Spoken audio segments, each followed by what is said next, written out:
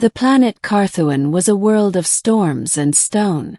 Great winds carved canyons deeper than oceans, and lightning danced across its purple skies as though the heavens themselves were restless.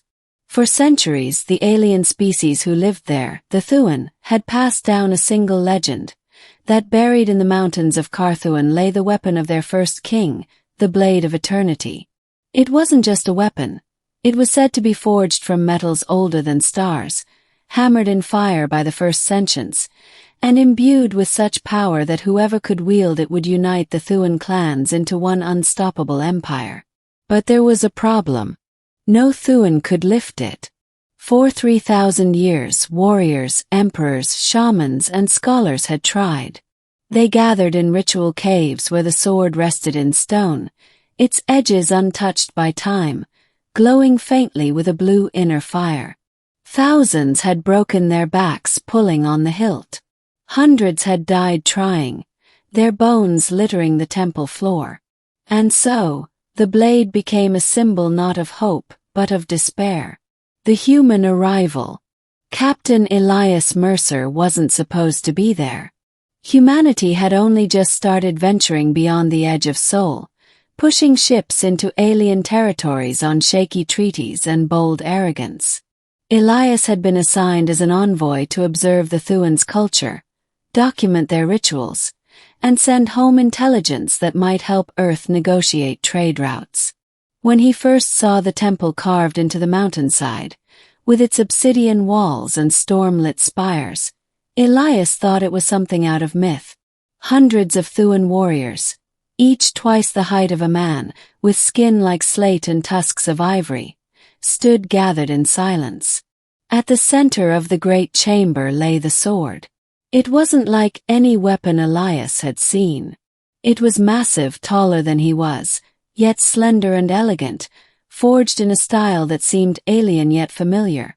An almost knightly design, with an ornate hilt and a blade that shimmered like molten starlight. It looked both impossibly old and impossibly new, as though it didn't belong in time at all. The High Warlord of the Thuan raised his voice, booming across the chamber. Another cycle begins. The strongest of our kind shall try again. The blade awaits its master. The warriors stepped forward one by one. Some strained until veins bulged across their foreheads.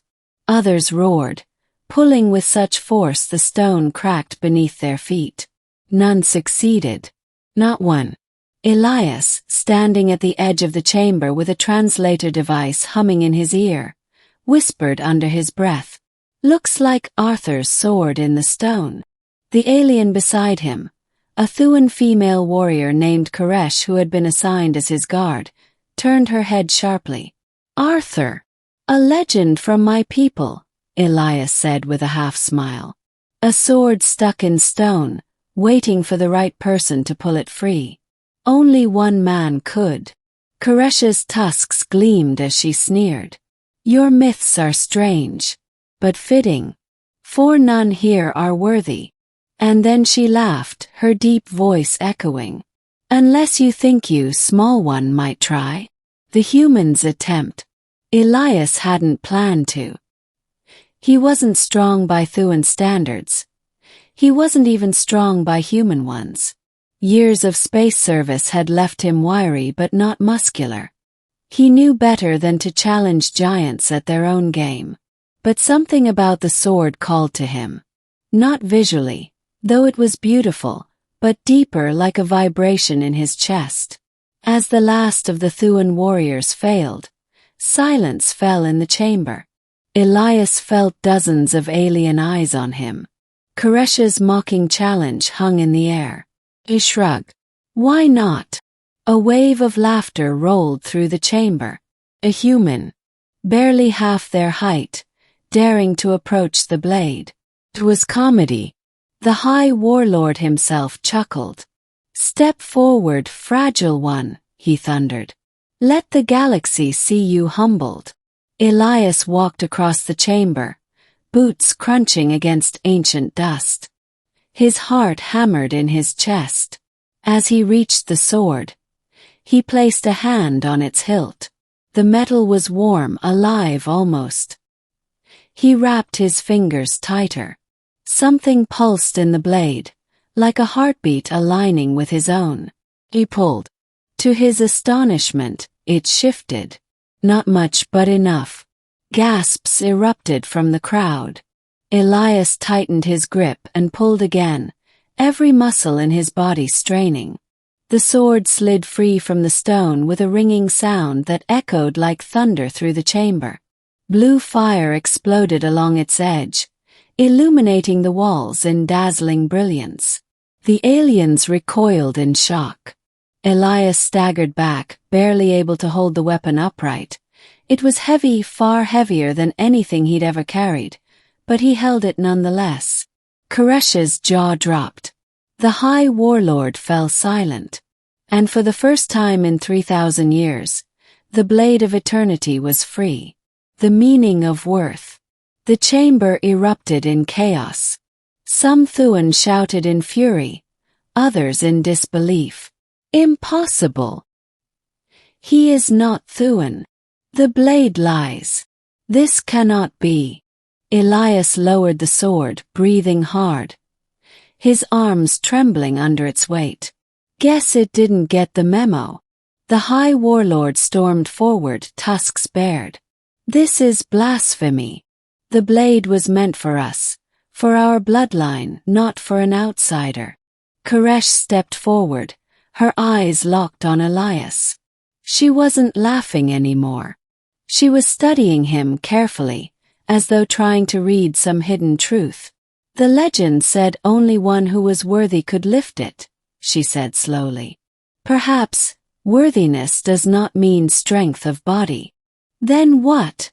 Another warrior snarled. The creature is weak. Elias straightened, still holding the blade awkwardly. Maybe it's not about strength. Maybe it's about intent. About why you want to use it. The words hung in the chamber like sparks. The Thuan had always sought the blade for power, for conquest, for domination. Elias had pulled it with nothing but curiosity, with no ambition of empire, no lust for blood. Koresh's tusks gleamed faintly in a grin. Perhaps the blade chose differently than we imagined. Trial. The High Warlord would not accept it. He demanded trial by combat, declaring Elias an unworthy thief who had stolen their sacred relic. Elias wanted no part of it, but the Thuan culture allowed no refusal. If he failed, he would be executed. That night, Koresh visited him in the temple cell where he was held. You should not fight him, she said. He will kill you in seconds. Elias gestured helplessly to the sword leaning against the wall. Kinda hard to back out now. Koresh studied him for a long moment. When you pulled the blade, you looked afraid. Yet you pulled anyway. That is not weakness. Yeah, Elias muttered. But fear doesn't win fights. Koresh's eyes glinted. No, but courage does. The next day, the chamber was packed with Thuan. Lightning crackled across the skies above as the High Warlord entered the arena, carrying a war axe larger than Elias himself. Elias stepped forward, the blade of eternity in his hands. It felt impossibly heavy, but as the warlord charged, something shifted. The blade seemed to guide him, pulling his arms in arcs he never could have managed on his own.